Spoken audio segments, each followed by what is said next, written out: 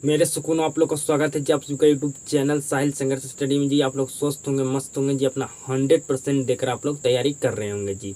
आपका केमिस्ट्री का first number chapter चल रहा था जी, जिसमें आपको हम पिछले क्लास में पढ़ाए थे संयोजन रासायनिक अभिक्रिया किसे कहते हैं और वियोजन रासायनिक अभिक्रिया किसे कहते हैं जी। ये दोनों टॉपिक को आप बिल्कुल 100% समझ चुके होंगे जी। आपका क्लास विलम्ब हो रहा है जी, आपका क्लास क्या हो रहा है जी, आपका डिस्टर्ब हो रहा है। इसके लिए मैं आपको रियली सॉरी कहता हूँ जी। आप मेरा एग्जाम है 8 तारीख का जी, ठीक है। उसके बाद से आपका क्लास एक भी डिस्टर्ब नहीं होगा जी। आपका क्लास कंटिन्यू आपको देना ही पड़ेगा 100%, तभी आपका सिलेबस कंप्लीट होगा जी। तो आपका क्लास डिस्टर्ब हुआ उसके लिए सॉरी जी। आपका क्लास कंटिन्यू 100% चलेगा जी। तो आज की क्लास में हम आगे का टॉपिक को पढ़ने वाले हैं जी। तो बिल्कुल ध्यान से समझिएगा, आज के क्लास में जितना भी टॉपिक पढ़ाने वाले हैं आपको 100% समझ में आने वाला है जी। तो बिल्कुल ध्यान से समझिएगा जी। आज की क्लास में हम पढ़ने वाले हैं एकल विस्थापन रासायनिक अभिक्रिया किसे कहते हैं।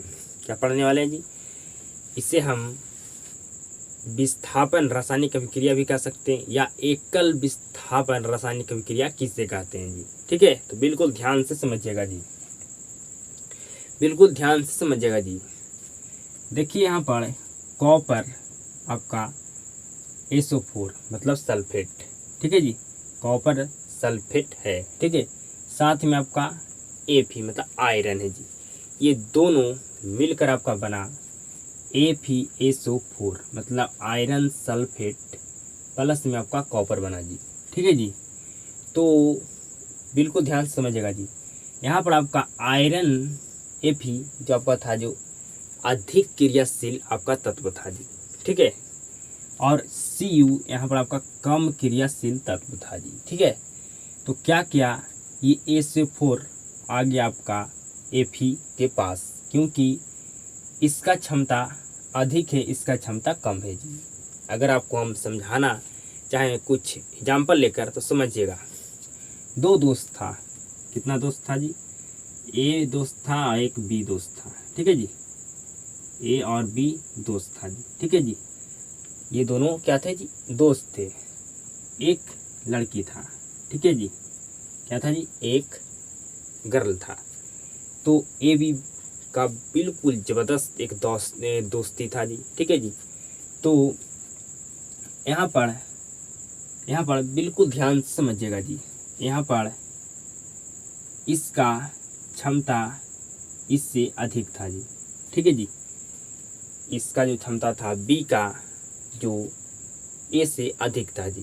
तो ये जो लड़की है ये किसके पास जाएगा जी, तो जिसके पास क्षमता अधिक है उसके पास जाएगा जी, जिसके पास क्षमता कम है उसके पास नहीं जाएगा जी, ठीक है जी।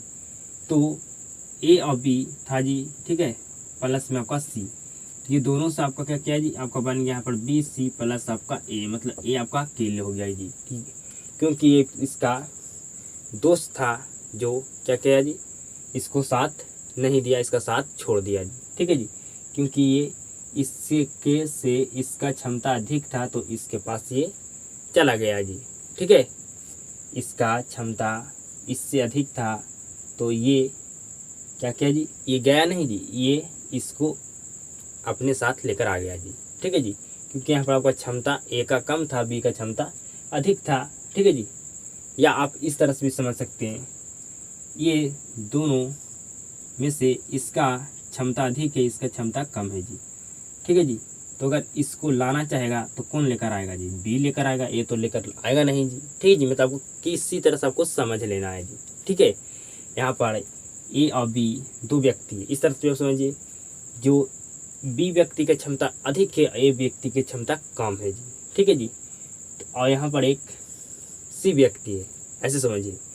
तो ये B व्यक्ति है जो C व्यक्ति को अपनी ओर आकर्षित कर लेगा, मतलब अपने साथ लेकर आ जाएगा जी, क्योंकि A का उतना क्षमता नहीं है, B का इतना जी, ठीक है जी। तो आपको क्या लिखना है जी, अगर आपको एग्जाम में प्रश्न पूछे कि एकल विस्थापन रासायनिक अभिक्रिया किसे कहते हैं, तो ऐसे रासायनिक अभिक्रिया जिसमें अधिक क्रियाशील तत्व कम क्रियाशील तत्व को उनके यौगिक से विस्थापित कर देता है, कर देता है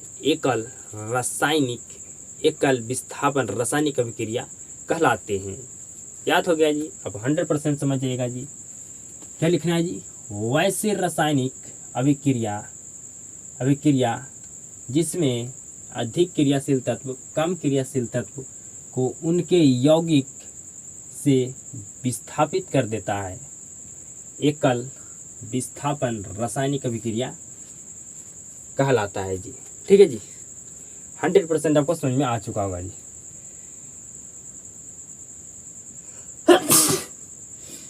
अब एग्जाम्पल से समझिएगा जी।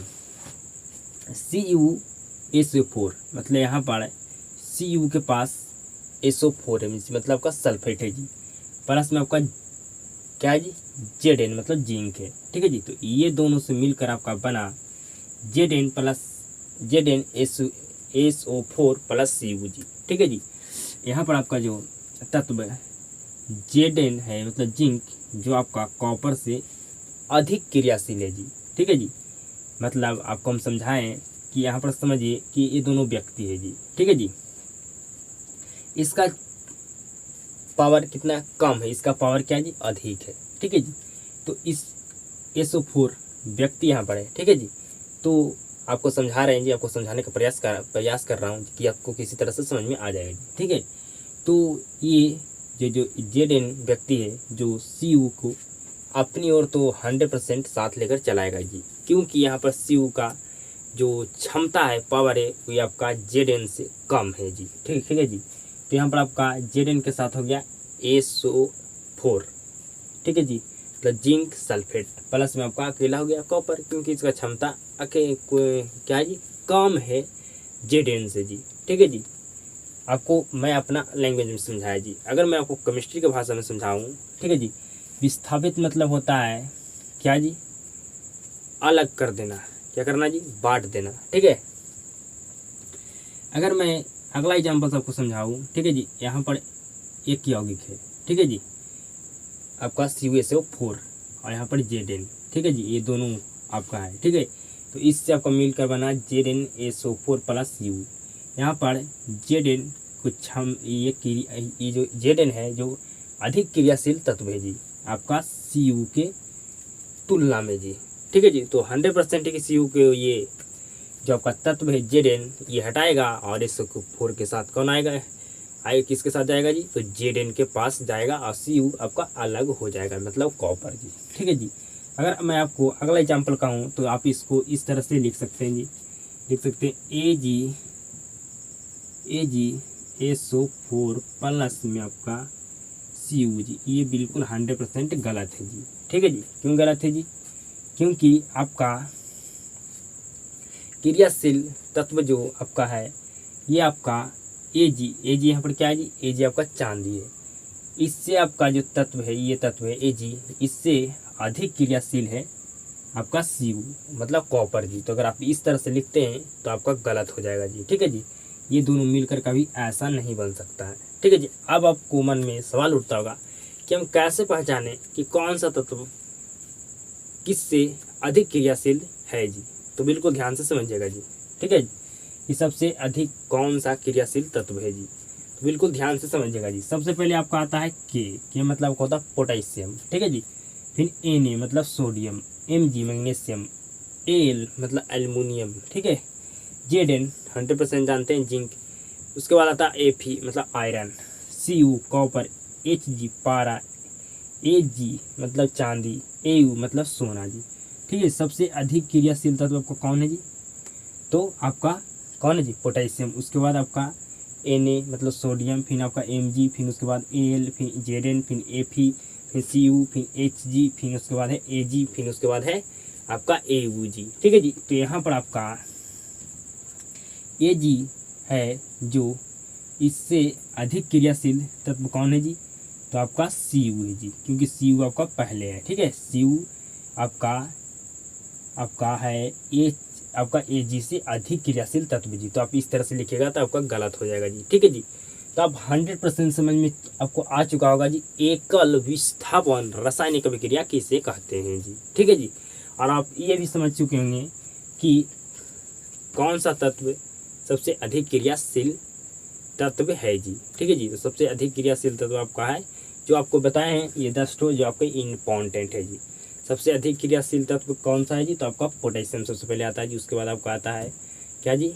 तो Na सोडियम। उसके बाद आपका आता है मैग्नीशियम। उसके बाद आपका आता है एल्युमिनियम। फिर उसके बाद आपका आता है जिंक। उसके बाद आपका आता है Fe, फिर Cu, फिर Hg, फिर आपका आता है Ag।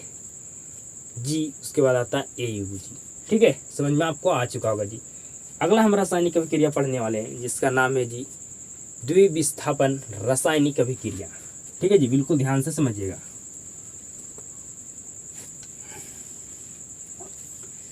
बिल्कुल ध्यान से समझिएगा जी।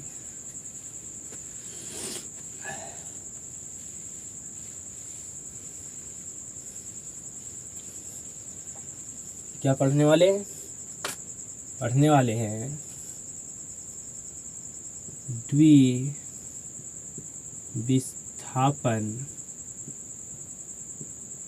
द्विविस्थापन रासायनिक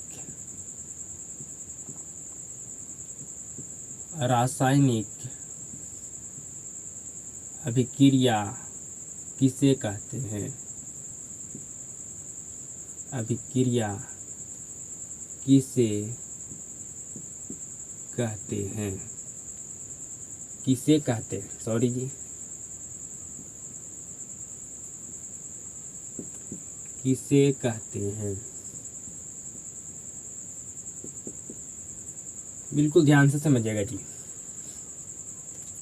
बिल्कुल ध्यान से आप समझिएगा, बिल्कुल ध्यान पूर्वक जी। ठीक है जी, बिल्कुल ध्यान से। आयन, ठीक है जी। सबसे पहले आपको आयन समझना होगा जी। आयन आपका दो तरह से होता है। आपका एक होता है धन आयन जी। धन आयन जी, क्या होता है जी? धन आयन। और आपका एक होता है ऋण आयन। ठीक है जी, ऋण आयन। बिल्कुल ध्यान से समझिएगा जी। जो धातु होता है वह क्या करता है जी? आपका इलेक्ट्रॉन को क्या करता है जी? बताइए। धातु इलेक्ट्रॉन को क्या करता है जी? त्याग करता है। और जो आपका अधातु होता है, अधातु इलेक्ट्रॉन को क्या करता है जी? आपका ग्रहण करता है जी। क्या करता है जी? ग्रहण करता है जी। तो आपसे प्रश्न पूछा जाएगा धातु विद्युता होते हैं तो आपका होता है क्या जी? धन आयन, क्योंकि धातु आपका इलेक्ट्रॉन को त्याग करता है। अगर आपसे प्रश्न पूछा जाएगा कि अधातु विद्युता होते हैं तो आपका होगा ऋण आयन, क्योंकि अधातु इलेक्ट्रॉन को ग्रहण करता है।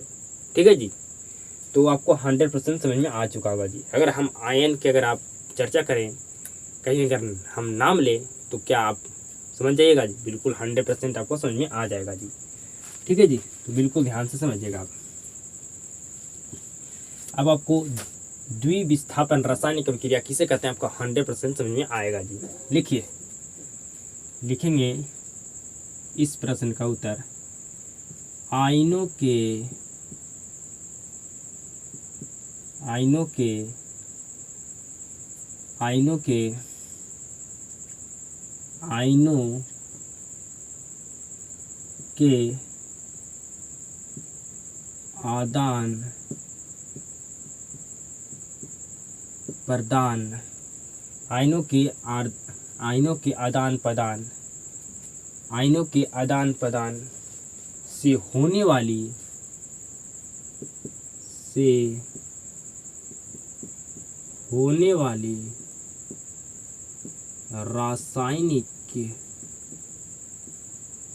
रासायनिक रासायनिक अभिक्रिया को द्विविस्थापन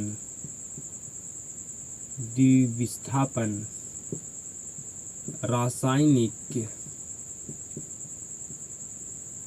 अभिक्रिया कहते हैं।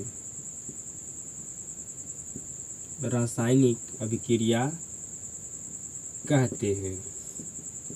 ठीक है जी, आपको समझ में 100% आ चुका होगा जी। आयनों के आदान प्रदान से होने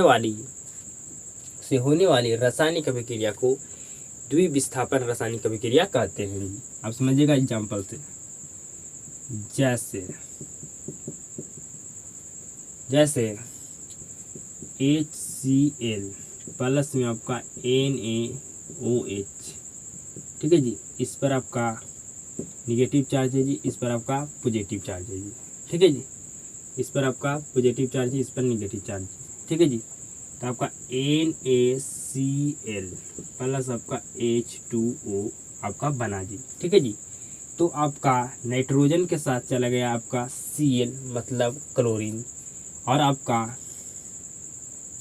आपका OH के साथ OH चल गया, OH था जो चल गया आपका हाइड्रोजन के साथ है जी। तो यहाँ पर क्या हुआ जी, आयनों का आदान प्रदान हुआ जी, ठीक है जी। तो आयनों के आदान प्रदान से होने वाली रासायनिक अभिक्रिया को द्विविस्थापन रासायनिक अभिक्रिया कहते हैं जी। तो 100% आपको समझ में आ चुका होगा जी आज की क्लास में कि एकल विस्थापन रासायनिक अभिक्रिया किसे कहते हैं जी, ठीक है जी। उसके बाद आपको यह भी समझ में आ चुका होगा कि द्विविस्थापन रासायनिक अभिक्रिया किसे कहते हैं जी। तो आपको कॉन्सेप्ट क्लियर, ठीक है जी। तो आज की क्लास में यहाँ पर समाप्त करता हूँ जी। अगर आपको 100% क्लास में समझ में आता है तो इस क्लास को एक शेयर जरूर करना जी, और क्लास को आपको शुरू से अंत तक देखने के लिए आपको धन्यवाद जी। और आप सभी के साथ मुलाकात होता है जी नेक्स्ट क्लास में।